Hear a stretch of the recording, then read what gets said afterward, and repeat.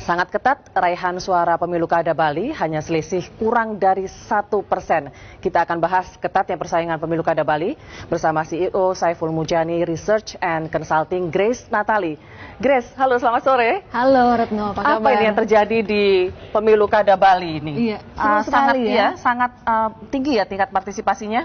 Relatif lebih tinggi di Bali dibandingkan di daerah-daerah lain. Tingkat partisipasi tadi di atas 70%, sementara daerah lain banyak yang di bawah 70%. Tetapi memang sangat-sangat ketat hasil quick count sehingga kita tidak bisa memutuskan melalui quick count siapa yang menang dalam Pilkada Bali kali ini karena ada margin error 1% dan selisih suara hanya 0,6%.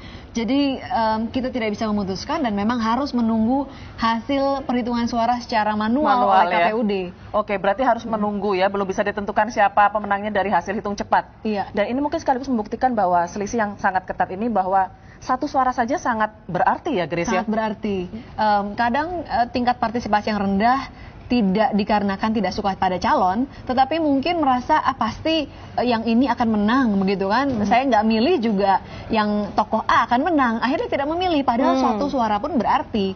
Seperti hari ini kita melihat selisih suara sangat-sangat tipis. Sebenarnya hasil survei kami selama sekitar 2 bulan terakhir memotret kondisi yang tidak jauh berbeda dengan hari ini, Retno. Juga sangat ketat. Sangat-sangat ketat, baik itu dalam pertanyaan terbuka, top of mind, maupun dalam simulasi tertutup sudah dipasangkan dengan pasangan masing-masing.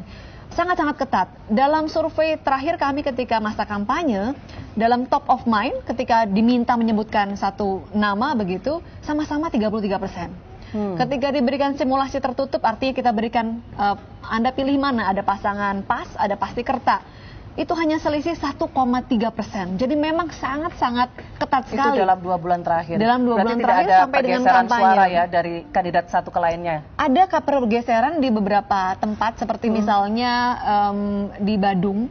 Ini sampai dengan sekitar seminggu yang lalu pas masih unggul, nomor 1 masih unggul tapi hanya 1%. Tapi sekarang ternyata berbalik ya? Hari ini berbalik, mungkin efek dari kampanye yang berlangsung secara intensif sehingga ada perputaran begitu, apalagi wakil dari pasangan nomor 2, Sudi Kerta merupakan wakil bupati di Badung. Jadi memang itu daerahnya Golkar begitu. Buleleng kita lihat yang memang menjadi daerah yang seksi untuk diperebutkan karena memang jumlah pemilih paling banyak di sana Buleleng di utara ada 18,5%. Ini secara emosional sebenarnya memiliki betul 36 diraih oleh PAS, sementara jauh sekali bedanya Pasti Kerta memperoleh 63,82%. Padahal ini adalah kantong suara yang sangat besar di Bali, ada 18,5%. Nah, ada kedekatan emosional sebenarnya antara masyarakat Buleleng dengan PDIP karena di situ banyak tempat sekali ya Soekarnois di sana ya. Betul, itu tempat lahirnya Ibunda Soekarno di Singaraja. Jadi ada kedekatan emosional. Sementara itu Pak Pastika sendiri juga merupakan orang Buleleng, kelahiran Buleleng. Iya, jadi memang dua-duanya memiliki keterkaitan emosional dengan Buleleng ya. Tapi memang sejak sekitar 2 bulan yang lalu secara konsisten Pasti Kerta unggul di Buleleng. Iya, dan ini kita lihat ketika kita ajukan pertanyaan lebih lanjut lagi, memang ternyata pengenalan warga Buleleng, pengetahuan warga Buleleng bahwa PDIP menjagokan Puspa Yoga bukan lagi Pastika, rata-rata lebih rendah dibandingkan daerah-daerah lainnya di Bali. Oke, kita coba lihat lagi ya Grace ya ke peta yang lainnya. Coba ke ibu kota Bali ini, Denpasar. Ya. Nah, Denpasar ini basisnya Puspa Yoga. Dia pernah menjadi wali kota Denpasar selama 2 kali periode. kalau nggak salah ya. Betul, dia juga kelahiran di Denpasar. Dia juga darah biru ya. Kakek buyutnya merupakan Raja Badung. Jadi orang mengenal keluarga Puri Satria, keluarganya Puspa Yoga, dan memang di sini terlihat dia unggul sangat jauh 61,56%. Hampir berbalik dengan kondisi di Buleleng tadi ya. Tetapi karena terbanyak adalah di Buleleng, kedua terbesar pemilih adalah di Denpasar, tidak menutupi kekalahan di Buleleng tadi, di mana ada 18,5% pemilih di sana. Ini kan sangat ketat, hasil hitung cepat belum bisa dipakai sebagai patokan untuk menentukan pemenang. Berarti kita menunggu hasil hitung manual. Bagaimana ini kira-kira mengawal hitung manual supaya mencegah terjadinya kecurangan?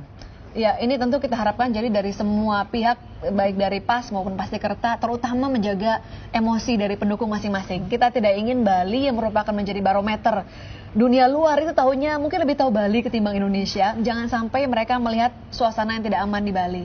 Kemudian kan ada saksi-saksi ya, ini yang tugasnya mengawal agar tidak ada kotak suara yang hilang atau dimanipulasi. Saya yakin karena memang survei sebelumnya ketat, harusnya kedua pasang sama-sama menempatkan saksinya untuk menjaga agar suara mereka jangan sampai ada yang hilang. Oke, baik. Grace Natali, terima kasih sudah bergabung bersama Liputan 6 Petang. Sama-sama, terima kasih juga Retno.